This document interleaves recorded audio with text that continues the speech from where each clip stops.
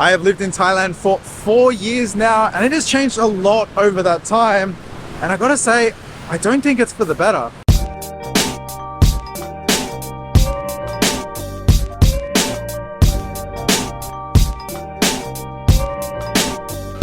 If you follow any of the local news here, you would know lately it has just been an absolute mess of foreigners and tourists causing trouble here.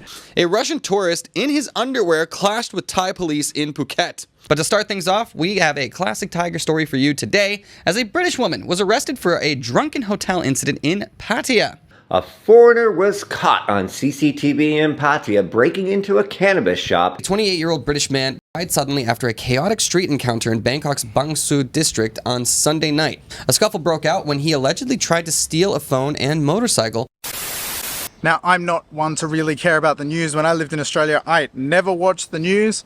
I only follow a few outlets here like The Tiger, Pattaya News, and Tim Newton Today. This is just so I can keep up with everything that's going on here. It's really hard for me to find information about things that are on here, so these are great ways to find out. Now, given that these are targeted towards foreigners and expats and people interested in what's going on here, the majority of the news is about foreigners. The unfortunate thing about this is almost all of it is negative, and it's every single day. Our last story about a Nigerian person in Thailand, it was also involving crime. Safety is something that Thailand is really well known for. In the 4 years I've lived here, I haven't witnessed many issues. I've had nothing bad happen to me, never experienced crime, or even been in a situation where I felt even the slightest bit uncomfortable. Now we are hearing about violence in places, and this is almost always from a foreigner or tourist. A Pattaya tourist has assaulted bar staff, who was later knocked down by a crowd in a viral incident. My mate Chad down in Pattaya had someone go into his car when he was just parked somewhere, and there was a Russian dude that opened the door of his car and got in and popped the bonnet. Like, this is just crazy, and it's something that's really new to us.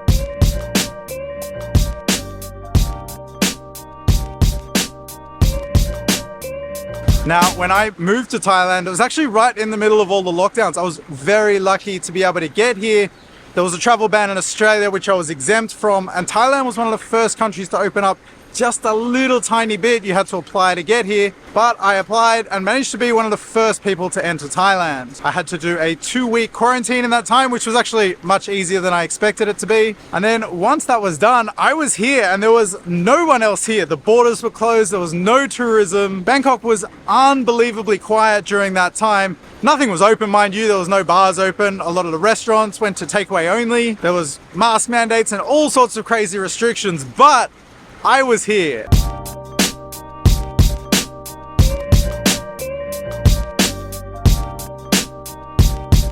So I have come back to where it all began. This is where I did my quarantine. I was actually in that room just up there.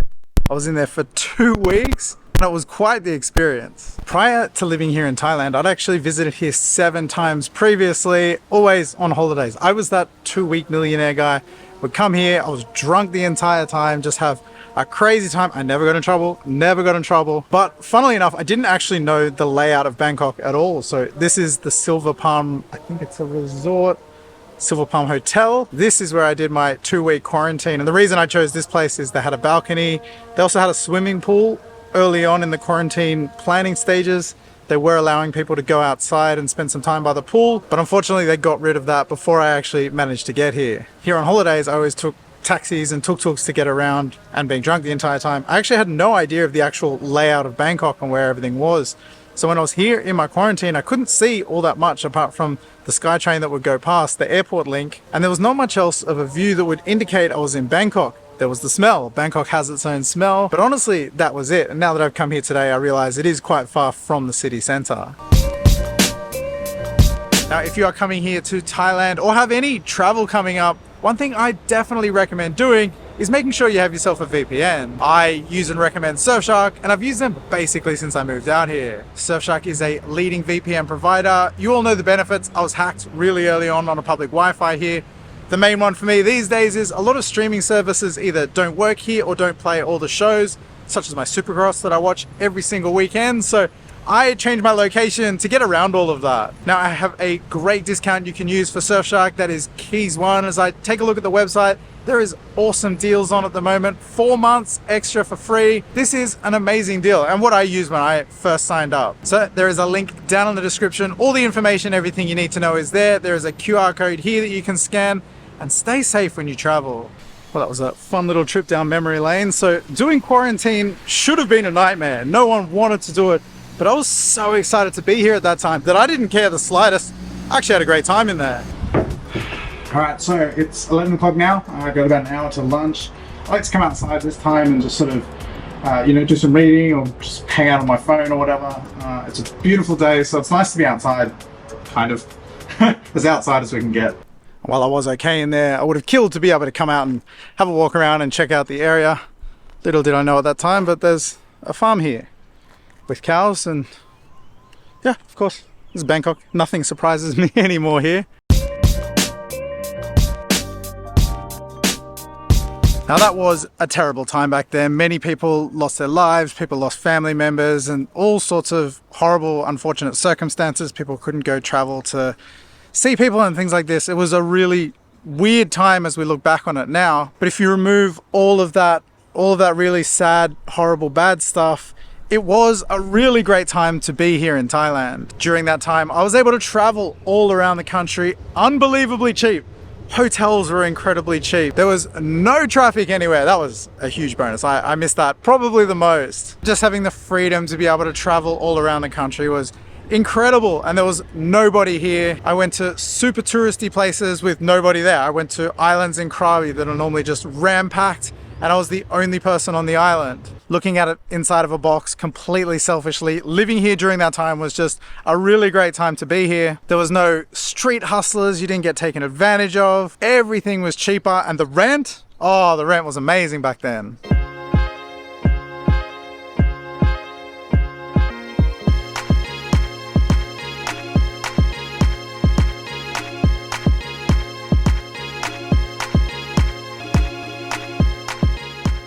Just taking a little trip down memory lane back in Lachatelli. This was one of the first neighborhoods that I properly lived in here. I'm gonna head to my old condo and see how much it is to rent a room here now. Hey, they're removing the cables here. It's awesome.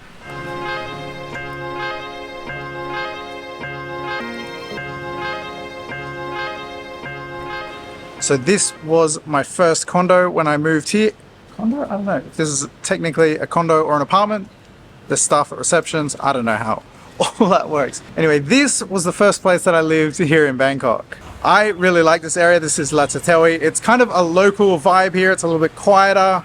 Quiet for Bangkok, not quiet compared to where I live now. But it's not at all touristy, and most days I would see no other foreigners here. I used to pay, it was 10,000 baht for a room for a month there. I paid 11,000 baht because I wanted to be on no contract so that I could leave at any time, which I did end up using eventually when Bangkok went into heavier restrictions. Now to live here, this place costs 14,000 baht a month, so it's gone up 40% in that time. It's still pretty cheap for like a brand new building in a great location, but the room wasn't that big. It was kind of like a nice hotel room basically.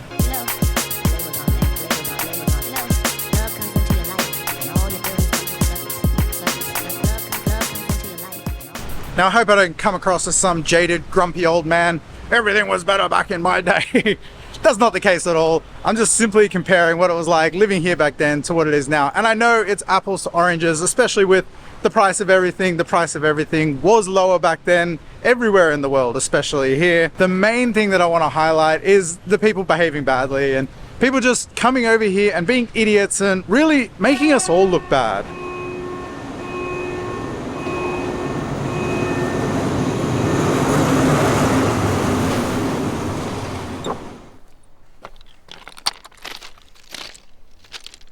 So there are two main things that have really changed for me, and I guess changed my experience of living here. The first is how you're treated, and this was inevitable. It was always going to happen.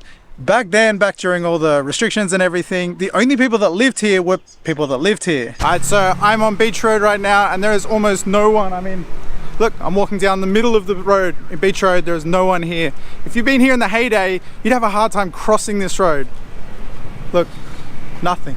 It's crazy. There was no tourism. People weren't trying to take advantage of you. You didn't have as many street hustlers and people trying to rip you off. You could get in a taxi and they would charge you the right price right away without even asking. They would just turn the meter on. Restaurants and everything all went in the tourist areas, went back to local prices, which was all really, really good things. Now, the day that the borders opened, it was like someone flipped a light switch and everything kind of changed overnight. All of a sudden, all the scammer taxis were back. I mean, there was hundreds and thousands of taxis parked all over Bangkok that were not in use. Same with the tuk-tuks. Actually, not far from here, there was streets of tuk-tuks. They're just all parked, lining the streets of this empty industrial area. One thing that got me right away was one of my favorite restaurants that I used to go eat at all the time.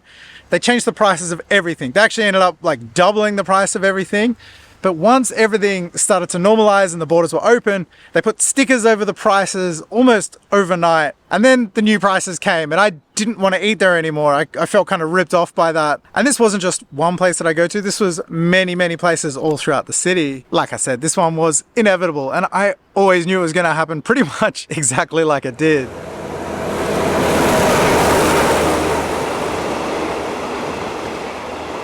Now, the second thing that has really impacted my experience of living here is the other foreigners, the tourists, the way people behave, all that shit that ends up in the news. Now, an intoxicated Australian tourist caused a commotion at Phuket International Airport. I can sit here all I want and complain and want to pay the same as a local, want to be treated the same as a local.